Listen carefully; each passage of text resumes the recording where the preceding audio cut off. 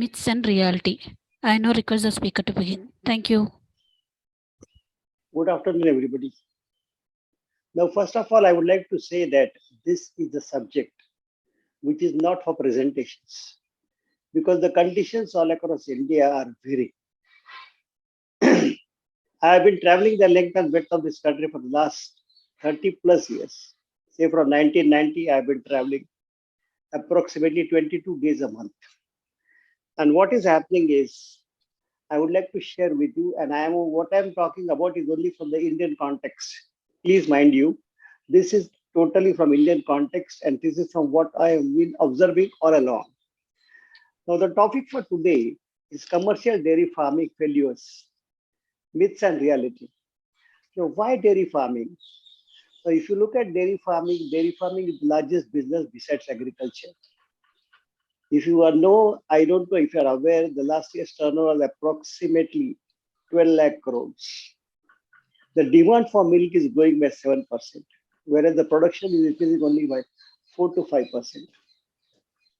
If you have observed during COVID that dairy farming was not at all affected and it was still going very strong. The only industries which survived during COVID were food, pharma, hospitals, and dairy, of course. The most promising business in India because the returns are within 1 month. There is no other business which can say that we can give you money within 1 month. Most of the businesses, most of the industries run on a 60-day, 90-day cycle. Of course, but dairy farming, if it all done is with the proper scientific management, will definitely give more than 25 to 32% margins. I don't think any business can do that today. And of course, it also comes with a lot of upgradation in the sense all the byproducts of this industry are being used. What are the major benefits of dairy farming? First of all, like unlike agriculture, rainfall is not needed. Mind you, what I am saying. I am saying that rainfall is not needed does not necessarily mean that we don't need a water supply. We need a water source, but water source is sufficient to carry on dairy farming. Whereas if you are into agriculture, rainfall is a must. The selling rate of milk is fixed, come what may, whether the production is up or down. In agriculture, what you see is that if you are having more production, the rate will come down. The payments, like I said before, again, I'll say once again, the payments are within 30 days. In some cases, if you go to Gujarat and all, you can get payments daily. Most of the cooperative societies have got a payments of 10 days, 15 days, like that. And at least maximum could be 30 to 40 days if you are supplying milk to the others. That means you are supplying the milk to the households. At the same time, what we see is there is no middleman in this business. The demand, like I said before, is going to be every byproduct can be used. We have urine which can be used. Of course, this urine will necessarily be of only indigenous cows, not of oceans or jersey for that matter. The byproduct of cow dung can be used very nicely for fertilizers. You can also go in for biogas production. And in some cases, if the output of cow dung is more, you can also go for power generations. Of course, there are a lot of incentives for the state and all subsidies are there. At the same time, the most important issue is marketing is very, very easy for liquid milk. Mind you, what I'm saying, I'm talking of liquid milk, not of milk products. Liquid milk is very easy. You can give milk to somebody. He will simply go ask his wife to boil it, and they will say how good is can they make a good curd out of it? Can they get good amount of ghee from it and all that? And ultimately, the quality of milk, what you are supplying to the owner is justified, and he will start giving the milk. Whereas if you go for a product, being a small farmer, you may not have the necessary quantities which have to be sold for. So you will need everything support from the market, the shops, this, that, dealers, distributors, and all that. Whereas for liquid milk, you can always supply the milk directly to the household. We don't need a shop. You don't need anything for that matter. Then feed and fodder is always available. If you see India, India is a country which has got feed and fodder availability. And of course, like I said before, additional income is also possible from cow dung. It can be used as a fertilizer. It could be used for biogas. It can be used for power generations and everything for that matter. Now, what are the basic myths and beliefs of new entrants and why this commercial dairy farming goes into losses? I would come to that one by one. For you, it may sound little, basic, but actually, it is really sad to see that people are still having these age-old beliefs, and they still believe that. First of all, the first thing what they have got is it's an easy business. Now, why it is an easy business? Because this has been done by a farmer who is not even literate. So they feel that you just get a good cow, just give it good feed, and it will give milk. So what is happening is people are trying to blindfold going into it, calculating CAGR and this and that, and they say dairy farming is a big business, and it is very easy business. What I used to see before, way back in 2000, that the farmer was illiterate and he had no knowledge why he was doing things, how he was doing things. He was doing the things which his father was doing or his grandfather was doing, and he kept on doing the same thing again and again. But one alarming thing I found out after giving almost more than 20,000 lectures all across India to most farmers and asking them various questions, that the basics are not known. For example, how much time water has to be given, a farmer doesn't even know that. He usually gives water twice a day, whereas he drinks water 10 times a day. So he doesn't know even what is the exact requirement of water for an animal. He just does the same thing what has been going on and on and on. Today, what has happened is there is no illiteracy, there is over literacy. Over literacy due to one Baba, that is called Google Baba. That fellow has been giving a lot of information to everybody. What people are not able to understand, or what I am not able to understand about the people, is they don't know what to read. If you open dairy farming, mind you, Indian dairy farming pages will not be there.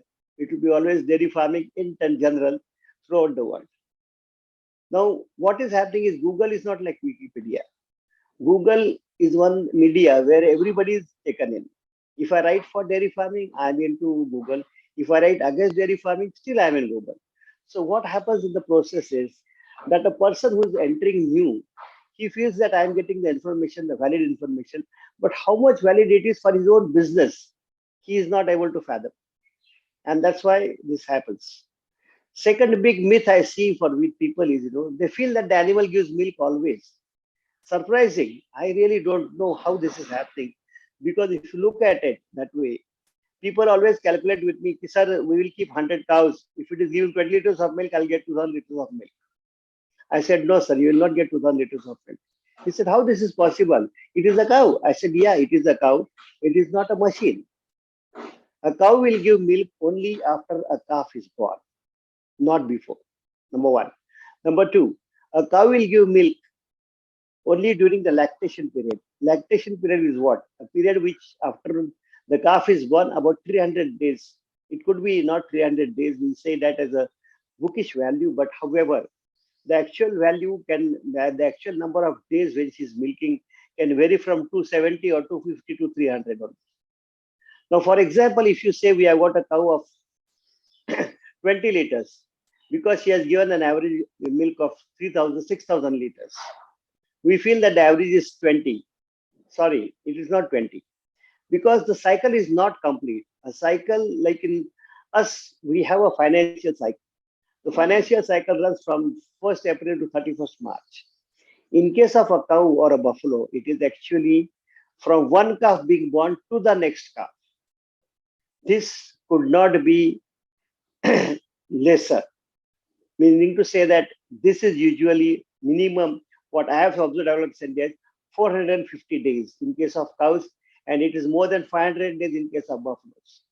So if you see that if you are getting 6,000 liters of milk, you calculating that as 20 liters per day is actually not 20 liters per day. It is actually only 13.3 liters per day, because he may give milk up to 10 months, but after that, for a period of about 5 to 6 months, she will just sit quietly and eat and not do anything else.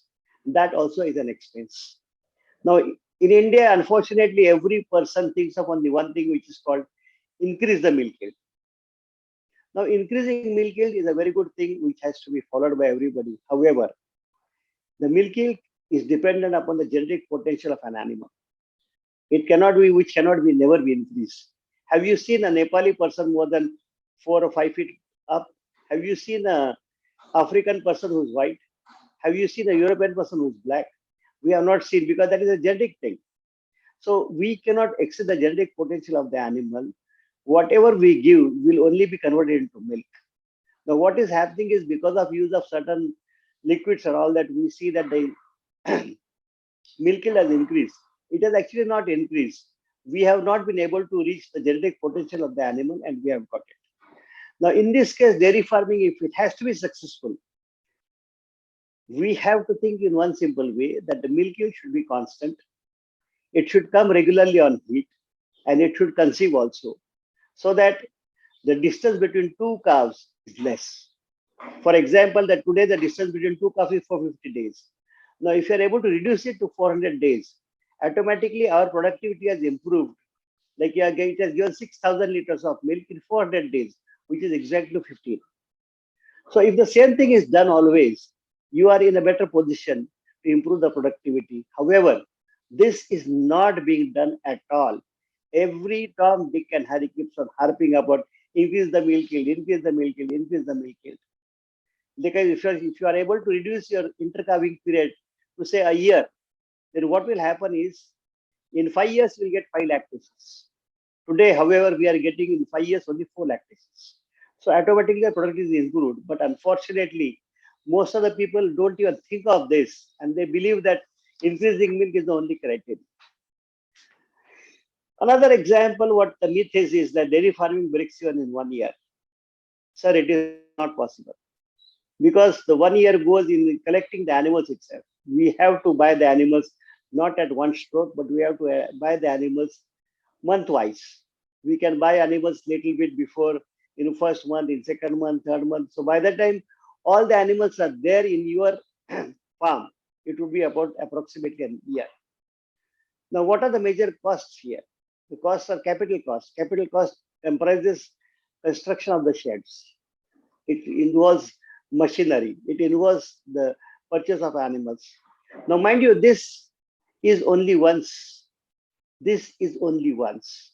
It is not always, and this is a depreciable cost. Second is administrative cost, which is for the farm manager, the supervisor, the skilled laborers or the unskilled laborers. This is a fixed cost over a period of time. And thirdly, recurring cost, which is the most important cost, because this is dependent upon the feed and management, with vaccinations, treatment, AI, and other miscellaneous expenses. These are daily changing. Unfortunately, no person today coming into commercial dairy farming pays respect to this.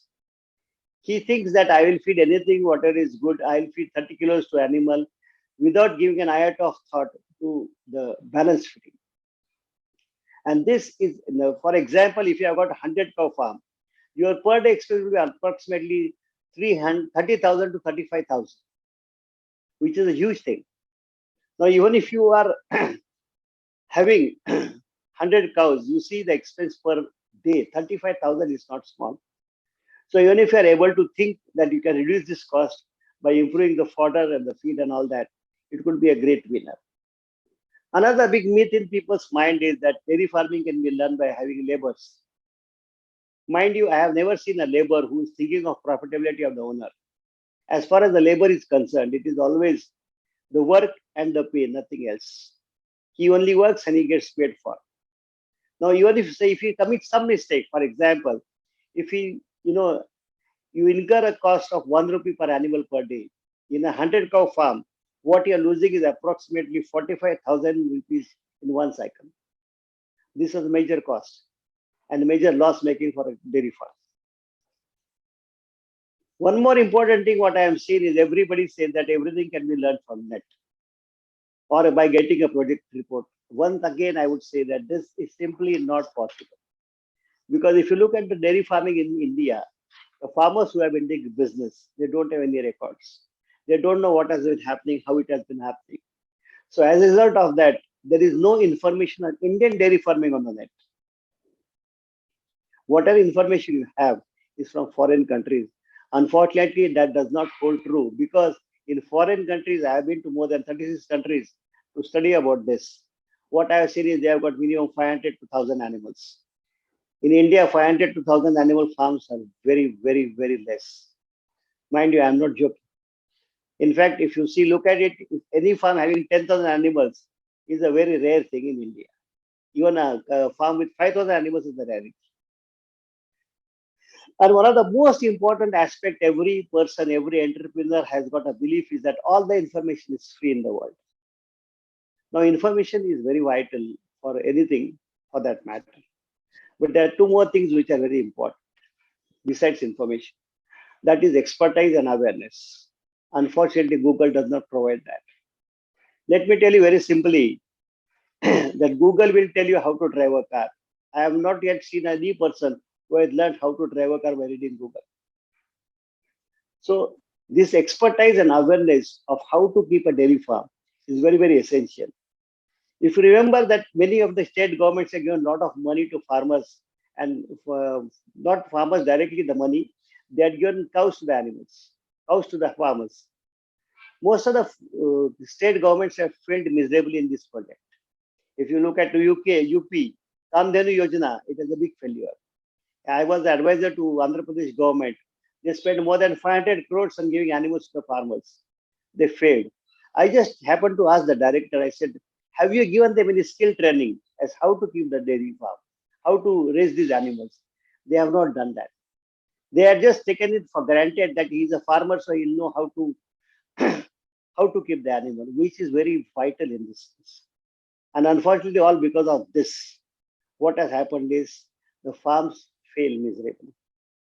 Now, coming to the reality of life in dairy farming, what you see is, what I see is, for any business, you have to have 6 M's. M, first is money, second is man, third is machine, fourth is material, fifth is management, and sixth is marketing. Now, most of the entrepreneurs coming into commercial dairy farming have the money, but unfortunately, don't have the man to decide what has to be done and what has to be done. So what is happening is to run all the other things, so all other 5 M's, 4 M's you should say, machine, that means the machinery which is used in a dairy farm, material, that is the cow, buying a good cow. Then management is the overall management of feeding, nutrition, breeding and all that. And the fourth is marketing of milk. They don't have a person for that. Even if they say they are buying material, they are buying material from people who have got some websites. They say that we will give you animals and all that. How far they are good, I am not really able to understand. Because most of the people who have taken out these apps for supplying animals and all that, they don't have any domain knowledge. I don't know how can they be good for that. Because it is very vital that you should have a good animal. Unless the animal is good, with the management good, nothing is going to come out. And one of the biggest factor in India is, I will do it. I have the money, so I have the brains, and I will do it. That is one of the biggest causes of failure in India. I meet so many people. In fact, most of the big dairy farms, I can name a few, but I don't want to name the year. Most of them have met me. They have done one crucial mistake. The crucial mistake is what? The first and the foremost thing, they go to a machinery manufacturer. Now, mind you, any machinery manufacturer for that matter, the basic aim and the basic objective of his is to sell the machinery without realizing the fact that whether it is essential or not essential. I'll give a very simple example. In the south, I would not name the farm. Of course, it closed down afterwards. That gentleman had a 500 cow farm, and he had a machinery from one of the biggest companies in India. And they had a parlor, they had everything. So after 1 year, he realized that he's losing money. So he happened to call me. I went to see the farm. And what I was shocked was he had taken off so much of machinery. I was not able to fathom why he has taken that so much machinery. Now, if you have been to a dairy farm, what you will see is a separator. That means one iron railing separating the animals. Now, he had also put this. For 500 animals, he has put 500 separators. So I just asked him, I said, sir, can you please tell me why you have put these separators? He said, sir, the company told me that this is very, very essential. I said, very good. I said, do you know for a fact that why these separators are to be used? I said, first of all, an animal or a person will not sit on any other animal or a person. Number one. Number two, for milking, you need a an environment which is good for conducive for milking. You already have a parlor wherein the animal goes in, gets milk and comes back. Where he sits, is it of any concern? Is it of any concern? I said. Why have you put the separators? I said the separators are put in any dairy farm wherein only pipeline milking is used. That means you are milking the animal at the same place. So he should not be disturbed. The animal should not be disturbed. So what you have to see is you have to put a separator between two animals. Mind you, you know how much money he spent on the separators? It was 7,500 per animal. Now you are can imagine 7,500 separators costing one separator costing so much of money, and he has put 500. That means he has spent 37.5 lakh rupees only on separators. I said, if this is you are going to use, no way this ROI will come back. And of course, like I said earlier, the farm closed down after some time. In Hyderabad, I saw one or two farms, 1,200 animals, again 1,200 separators. Just imagine the cost being wasted just putting that separators when you have your own dairy farmer for milking the cows. How are you concerned where the animals sit? Let him sit anywhere. It doesn't matter at all. But no, the person will always go to a machinery manufacturer. I'll give you a simple information example. You can go to a multi-car showroom and tell him that you want to buy a car. He will, without blinking an eyelid, he will say, "Sir, please buy a Fortuner. It is a very good car." He will never ask you what is the purpose of buying a car, what is the road condition, how much is the distance you have to travel every day. He is not bothered. He will simply sell you the material which is there with him, which will give maximum profitability. So what is happening is machines. Now lately what I am seeing that too many apps have come. I don't know how these apps work. Most of the apps work, they need internet. Now most of the farms are in villages where there is no internet connectivity. How can these things run? I saw one farm in Bangalore. The person is interested in, looking at the cows moving in the farm. I said, for what? Are you watching a beauty pageant? I said, you are not paying attention to the things what will give you milk. See, the machine is always for our ease, for ease of work, so to say. But the machine does not give milk. A milking machine will help you to take out the milk, but it will not help producing the milk. And unfortunately, this is one most important aspect, which is always overlooked by all the people coming into this commercial dairy farming. Like I said before, 100 cow farm, you have to spend 35,000 rupees on that. Now, if the feed is not balanced, what is going to happen? It will definitely affect on the milking. And if that is happening, if your cows are not pregnant, getting pregnant after maturation, after giving a calf, within 3 to 4 months, again you are in a loss. Because the more the number of days going in between two calvings, the more losses you will have.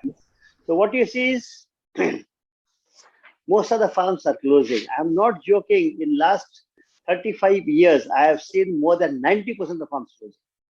90% of the farms closing because they are not paying attention to what has to be done. How the milk productivity has to be maintained, how it is to be done, what feeding has to be done, how the balanced feeding takes place. Absolutely nothing on that aspect. Every other thing they'll look into, but this is one aspect they will not look into. Mind you, this expense keep on increasing every day because with the change in climate, with the change in temperature, with the change in seasons, your raw material profile changes. Which raw material has to be replaced with which, they don't know. So they will just simply ask somebody, he'll say, "Are ye nahi to ye dalo, chalega." So that's how it goes. So what is happening is the farms closed out. And one another very important belief, which is again detrimental. Mind you, I am also a doctor. But people feel that a doctor knows everything. I am sorry. Let me tell you very frankly, and let me admit also, a doctor, let it be human or a veterinary, knows only how to treat a diseased animal. He does not know how to keep the animal healthy. This is one thing which we are not taught. Of course, I learned it because I went to so many countries and tried to study the management aspects.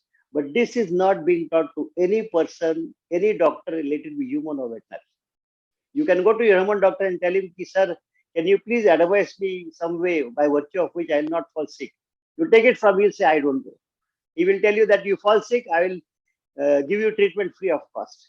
But he will not be able to tell you what is possible.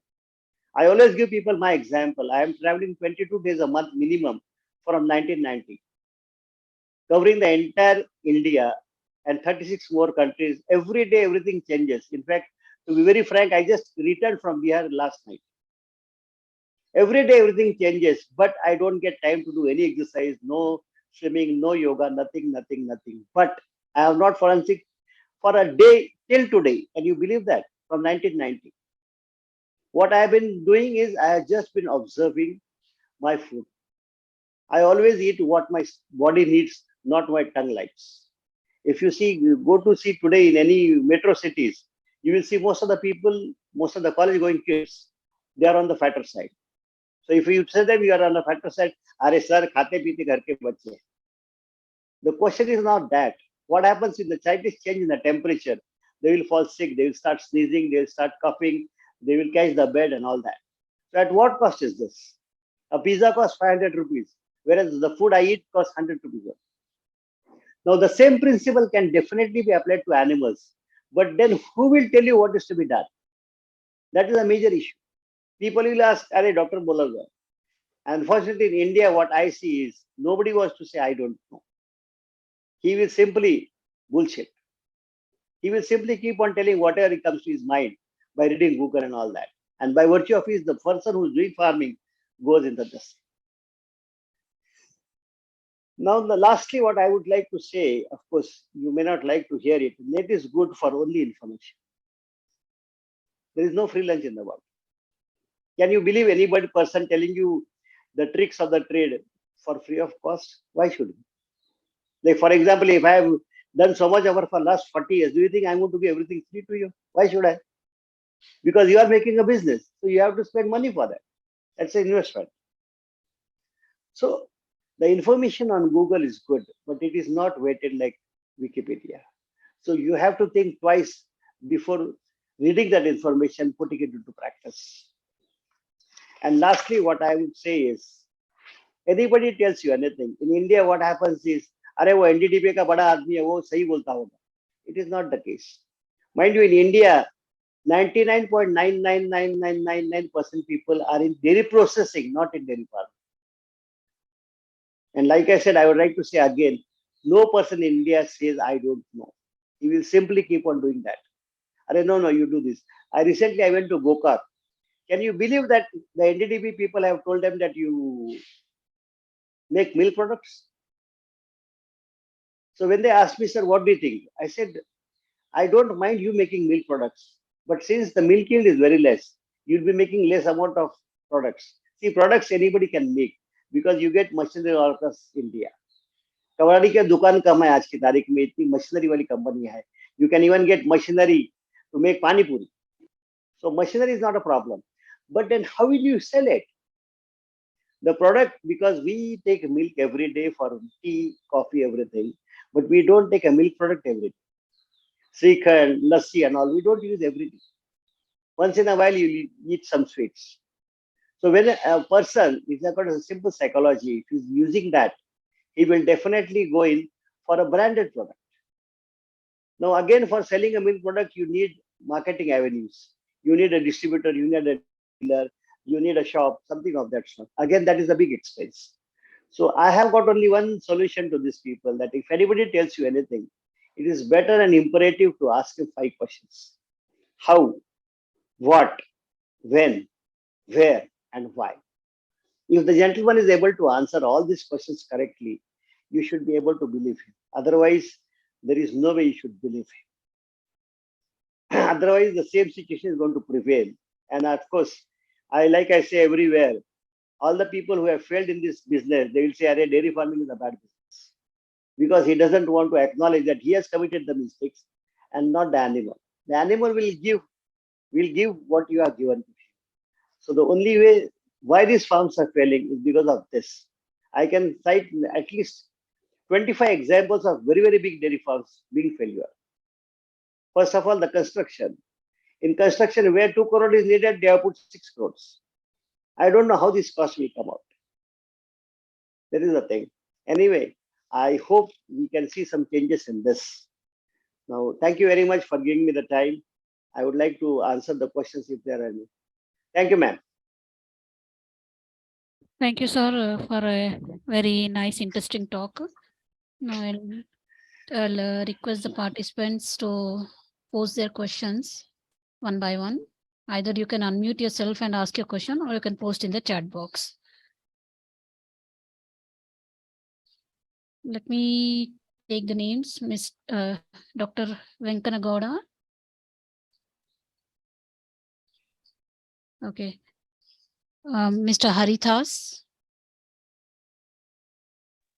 Yes. Yeah. Good evening, doctor. I'm Haritas from Sri Lanka. Yeah. Recently, we heard about doctor, one of Indian dairy company Amul will be collaborated with some dairy companies in Sri Lanka. Yeah.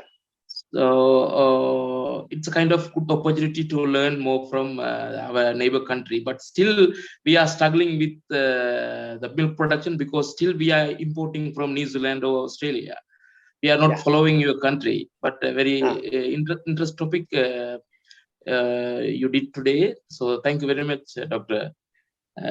So in future also we would like to listen to you like similar to this type of webinar or kind of thank you, sir. Symposium or some seminar like that. Yeah. But still we are in a lack. We are not following your country, but we are living close to your country, but still we are importing like as other countries. Thank you, doctor. Thank you. Yeah. Yeah. Mr. Mukesh Gupta. I have only one question. Why we do not have any institute or skill training infrastructure for managing dairy farms? Why we only have veterinary doctors or dairy processing education? Yeah, what you say is very true. In fact, I realized this in 2010. I went to Israel to study a course. So I had people from many countries, I had some people from Kenya who told me once very simple thing. They said, sir, in India, we would like to come to India because our milk production is 5 to 10 liters. From 5 to 10 liters, we can definitely go to 20. And we look to India for this. Whereas we have come to Israel to learn where the milk yield is 40 liters. He said, there is no way we can go from 510 to 40. So they asked me, do you have any technical training institute in India? I said, there are too many institutes in India which are giving computerized training. That is on the computer. Yeah, what you have said is very true. In fact, I am trying my level best to make an institute of this kind in India. I am behind many companies. Unfortunately, they are not able to digest that idea that we should open an on-hand dairy training institute wherein every aspect of dairy will be told to them. Unfortunately, the people who are teaching, they are giving information from the computer which is too theoretical. It doesn't gel at all. Like you see, most of the companies, they have got technical people.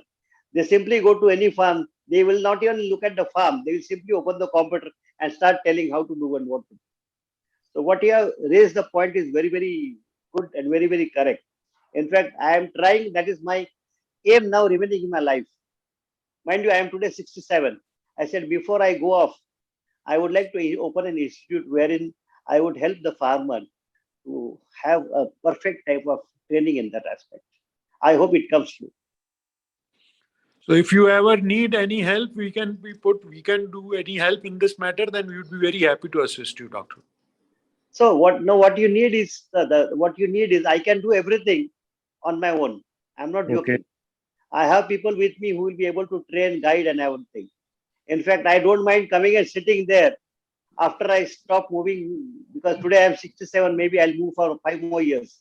But then I can open up a dairy training institute, go there, only sit there and do the work which I like. I don't mind that. Can you share me your number? I think my number is there already on the. Yeah, I'll share on this. Please share my number. We'll discuss this. Yeah, I'll connect with you then. Yes, sir. Thank you very much. Okay, thank you. Okay. Mr. Karan, you would like to ask any question?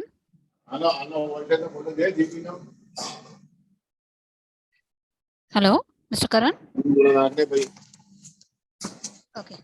Mr. Prakash Mohanty.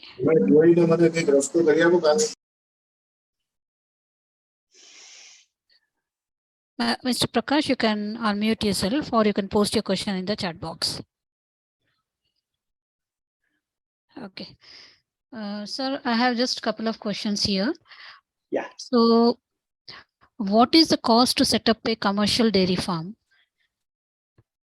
See, the minimum size of the animals, the minimum number of animals should be at least 100.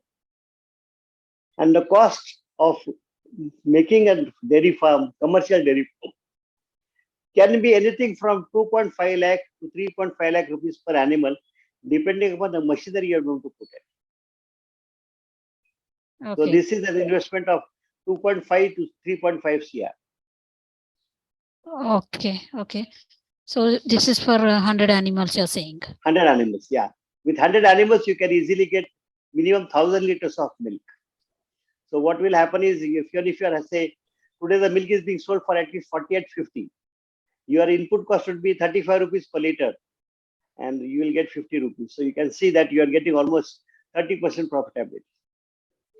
Of course, you have to have a better management and all that, so that by virtue of which at least 60% of the animals are always in milking stage, because all the animals don't milk all the time.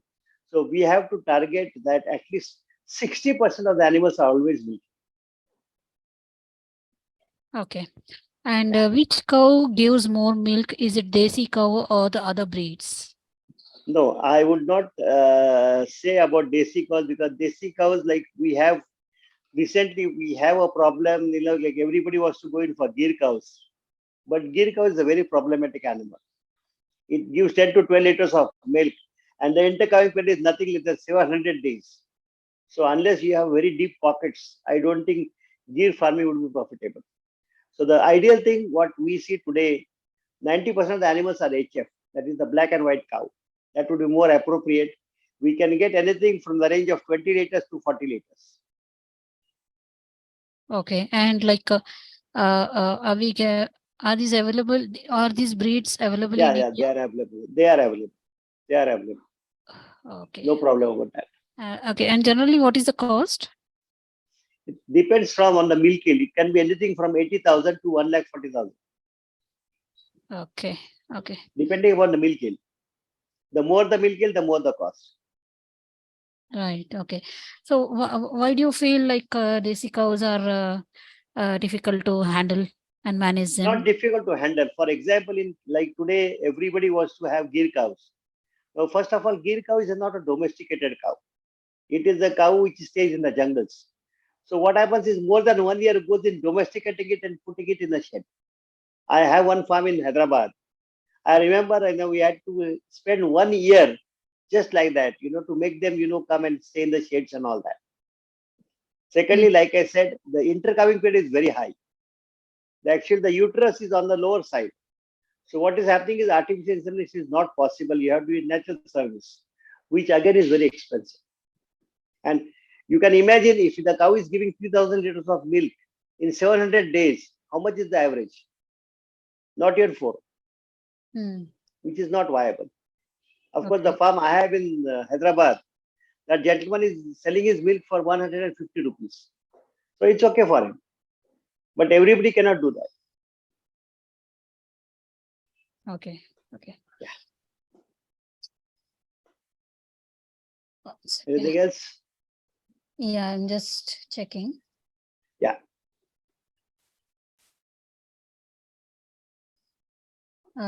Okay, sir. I don't see any more questions. Before we wind up, I'll check with all the participants in Zoom if anyone would like to ask more questions. Sure. You can share them my number also. Yeah, I shared don't the mind. number. Okay. Yeah. Okay. Okay, sir. So now we have come to end of question round. On behalf of agricultureinformation.com, we like to thank you for the detailed talk and answering all the questions. And we also like to thank all the participants for joining this meeting. The meeting will now be closed. Thank you very much. Thank you. You're Have a welcome, nice day. Have a nice day.